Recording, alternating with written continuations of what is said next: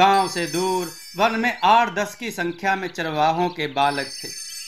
पास ही उनकी 40-50 गायें घास चर रही थी। प्रातः गायें बछड़ों के साथ अपना चना चबैना गुड़ सत्तू साथ लाते, दिन भर खेलते और साय को गायों के साथ गांव लौट जाते। यह उनका नित्य कर्म था। उस दिन भी खेलने की जुगत बना रहे थे। एक बालक ने दूसरे के कान में कुछ कहा और दूसरे ने मुंडी हिला दी। बाकी कौतुक से देख रहे थे कि मोहन ने उनके लिए क्या नया खेल सोचा है। मोहन उछलकर एक समतल पत्थर पर जा बैठा। दूसरे बालक एक झाड़ी की ओट में गए, थोड़ी देर खुसर फुसर की और मोहन के सामने आ खड़े हुए। उन्होंने झूठ मूठ की कहानी बनाई और कहा, महाराज हमारा न्याय करो। उन्होंने देखा मोहन के हाव भाव गंभीर हो गए हैं और एक अनोखा सा तेज उसके मुखमंडल पर छा गया है। मोहन एक राजा की भांति व्यवहार कर रहा था और उसने बड़े सुलझे ढंग से उनका फैसला कर दिया। सभी बालकों को इस खेल में बड़ा आनंद आया। अब प्रतिदिन यह न्याय वाला खेल खेलने लगे। बालकों ने अपने घर पर भी इस खेल के बारे में बताया तो गांव वालों ने भी इस खेल को देखने की उत्सुकता दिखाई। अगले दिन गांव वाले उनके साथ गए और उनका खेल देखने लगे। शिला पर बैठा मोहन बड़ी संजीदगी से उनकी बात सुनता, तर्क वितर्क करता, बड़ी कुशल नीति से न्याय करते हुए आसानी से फैसला सुना दिया। गांव वाले इससे बड़े प्रभावित हुए और इस न्याय के खेल की बात आसपास के इलाकों में फैल गई। अब गांव के लोग भी अपने आपसी विवादों का निपटारा करवाने को मोहन की अदालत में पेश होने लगे। सभी मोहन के निर्छीर न्याय से संतुष्ट हो घर लौटते थे।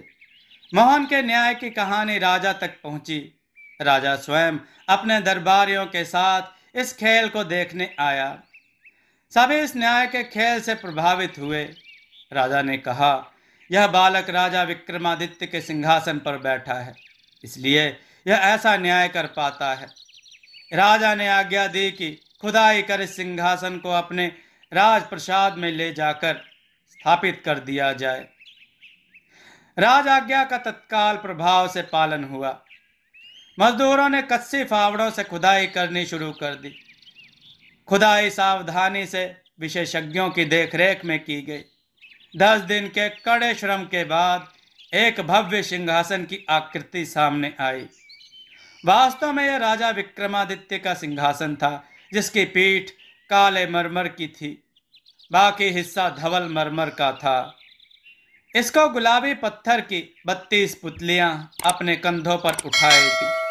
ऊपर छत्र भी बना था। दाएं बाएं बाजुओं की जगह 2 संगमरमर की बनी मयूर आकृतियां थी, जो शिल्पकला का बेजोड़ नमूना थी। सिंहासन की सफाई की गई और सावधानी पूर्वक राजभवन में लाया गया। राजा ने शुभ मुहूर्त निकलवाया।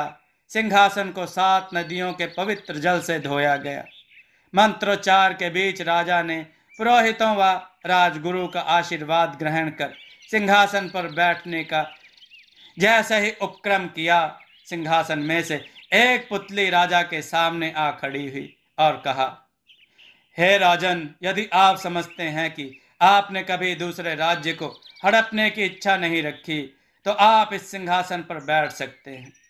राजा ने आत्मावलोकन करते हुए कहा, हाँ, मैंने ऐसी कामना की है, तो आप आज व्रत रखें और कल बैठने की कोशिश करें। ऐसा बोलकर पुतली आकाश में उड़ गई। राजा ने व्रत उपवास किया, अपने मन को शुद्ध किया और अगले रोज फिर सिंहासन पर आरूढ़ होने को उद्धत हुए। तभी दूसरी पुतली सिंहासन के नीचे से खिसक कर राजा के सामने खड़ी हो गई और बोली, हे राजन, क्या आपने कभी असत्य नहीं बोला? यदि बोला है तो आप इस पर बैठने के उत्तराधिकारी नहीं। राजा ने फिर अवलोकन कर कहा, बोला है। पुतली एक दिन का उपवास और करने के लिए कहकर आकाश में उड़ गई। सारे नगर में इस लीला की चर्चा गर्म थी। कोई राजा को सिंहासन पर बैठने के योग्य समझ रहा था तो कोई अयोग्य घोषित कर रहा था। इस प्रकार रोज नई पुतली राजा से एक प्रश्न करती और राजा अपने अंदर उस बुराई को मौजूद पाता। पुतली उसको निर्देश देकर उड़ जाती। राजा की तपस्या और व्रत जारी थे। अंत में एक पुतली शेष रह गई। राजा के लिए यह अंतिम अवसर था। राजा कृशकाय हो चुका था। उसे आशा थी कि शायद वह आज अपने को योग्य सिद्ध कर देगा। प्रातः स्नान पूजा कर राजा सिंहासन के पास आया और पुतली को संबोधित करते हुए बोला, हे पुतली, क्या तुम मुझे सिंहासन पर बैठने की अनुमति देती हो? क्या अब मैं इस योग्य हो गया हूँ? पुतली ने कहा, हे राजन, यदि आप अपने मन और हृदय को एक बालक जैसा निर्मल और निश्चल समझते हो तो आप बेशक महाराज वीर विक्रमादित्य के सिंहासन पर विराजमान हो सकते हो।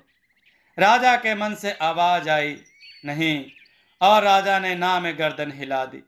एकाएक चमत्कारी घटना घटी। एक भयंकर गर्जना हुई और पुतली राज सिंहासन सहित आकाश में उड़ चली। राजा और सभासद सब देखते रह गए। कहानी से यह शिक्षा मिलती है कि राजा विक्रमादित्य का हृदय एक बालक की भांति निर्मल व निश्चल था, इसलिए वह प्रजा वत्सल्य कहलाते थे, अपने न्याय के लिए जाने जाते थे। मोहन एक 8 साल का बालक उस राज सिंहासन पर बैठने का सच्चा अधिकारी था और इसलिए वह सच्चा और सही न्याय कर पाता था। ऐसे महान थे हमारे पूर्वज, धर्म ध्वजा और न्याय पताका के आरोही सम्राट वीर विक्रमादित्य। दोस्तों, आपको यह कथा कैसी लगी? अपने विचार और सुझाव कमेंट में जरूर दें। हमारी कथाओं को लाइक करें, हमारे चैनल को सब्सक्राइब करना न भूलें। हमारी कथाओं को शेयर जरूर करें जिससे लोगों को अच्छा ज्ञान प्राप्त हो। जय श्री राम भक्तों।